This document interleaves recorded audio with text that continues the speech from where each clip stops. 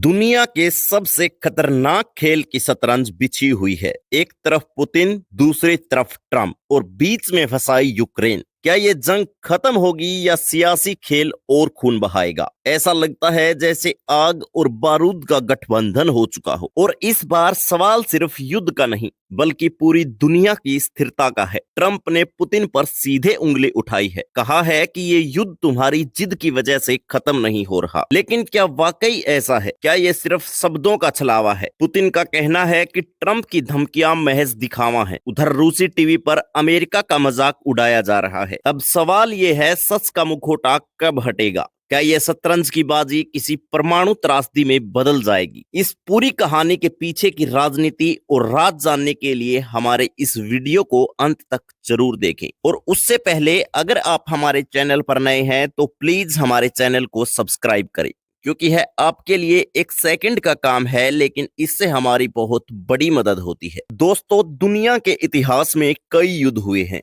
लेकिन रूस और यूक्रेन का यह संघर्ष मानो 21वीं सदी की सबसे बड़ी शतरंज की बाजी बन गया है। इस जंग ने न सिर्फ लाखों लोगों की जिंदगी तबाह की है, बल्कि दुनिया की राजनीति, कूटनीति और वैश्विक अर्थव्यवस्था को भी झकझोर कर रख दिया है। अब इस पूरे मामले में एक नई चिंगारी तब लगी जब डोनाल्ड ट्रंप ने व्लादिमीर पुतिन पर सीधा निशाना साधते हुए इस जंग को खत्म न करने का दोषी ठहराया। और हैरानी की बात यह है कि उन्होंने यूक्रेनी राष्ट्रपति जेलेंस्की को भी इस मामले में गलत ठहरा दिया। आखिरकार यह खेल कितना गहरा और खतरनाक है? क्या यह सिर्फ नेताओं की जिद है या इसके पीछे छुपा है एक अंतर्राष्ट्रीय राजनीति का बड़ा खेल? दरअसल डोनाल्ड ट्रंप ने हाल ही में व्लादिमीर पुतिन पर खुलेआम आरोप लगाया है कि यह युद्ध केवल पुतिन की सत्ता की भूख और जिद की वजह से जारी है। ट्रंप ने अपने बयान में कहा है कि पुतिन के पास युद्ध खत्म करने का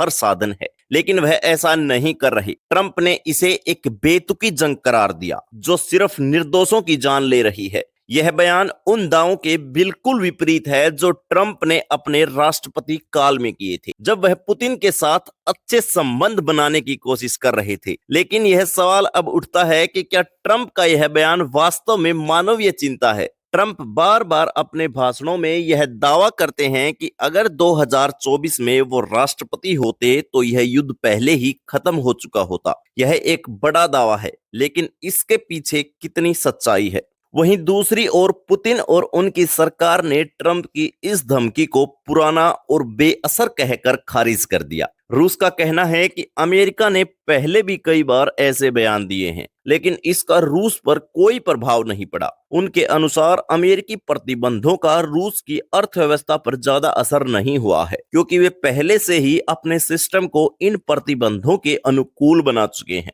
लेकिन सवाल यह है कि क्या रूस वाकई मजबूत है या वह अपनी कमजोरियों को छिपाने की कोशिश कर रहा है? रूस की अर्थव्यवस्था पर पश्चिमी प्रतिबंधों का असर दिखा है, लेकिन साथ ही वह चीन और भारत जैसे देशों के साथ व्यापारिक संबंधों को बढ़ाकर खुद को संभालने में सक्षम रहा है। ट्रंप ने केवल पुतिन पर ही नहीं बल्कि यूक्रेनी राष्ट्रपति व्लादिमीर जेलेंस्की पर भी हमला किया। उन्होंने कहा कि जेलेंस्की ने इस युद्ध को रोकने के शुरुआती प्रयासों को नजरअंदाज किया और शांति समझौतों की संभावनाओं को ठुकरा दिया।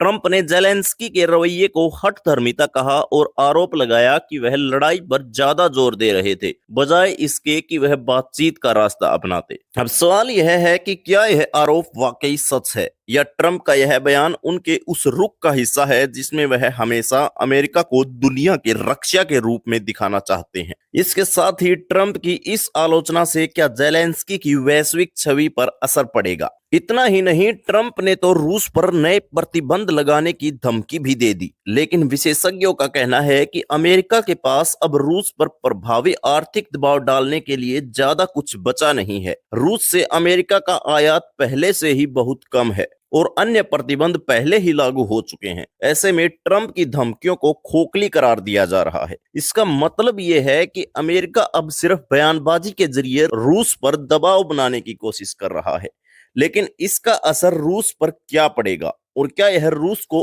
और आक्रामक बना देगा?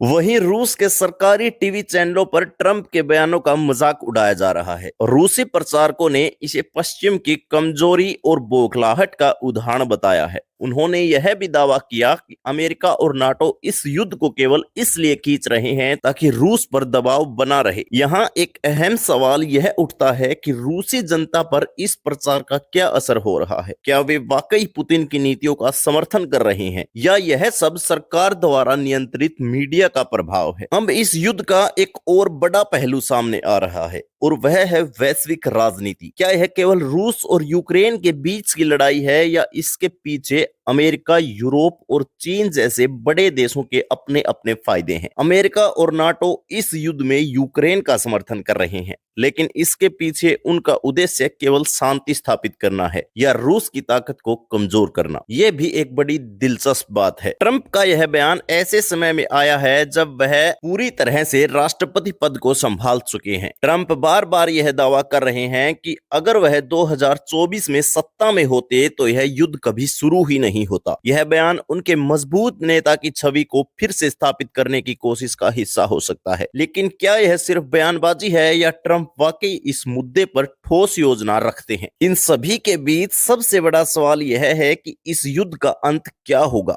क्या यह संघर्ष परमाणु जंग में बदल जाएगा, जैसा कि कई विशेषज्ञ चेतावनी दे रहे हैं? और इस युद्ध का भारत जैसे देशों पर क्या प्रभाव पड़ेगा, जो रूस और पश्चिमी देशों के साथ व्यापारिक और राजनीतिक संबंध बनाए रखने की कोशिश कर रहा है? जो कुछ भी हो, लेकिन एक बात साफ है कि इस जंग में कोई भी निर्दोष नहीं है। पुतिन की सत्ता की भूख, जेलेंस्की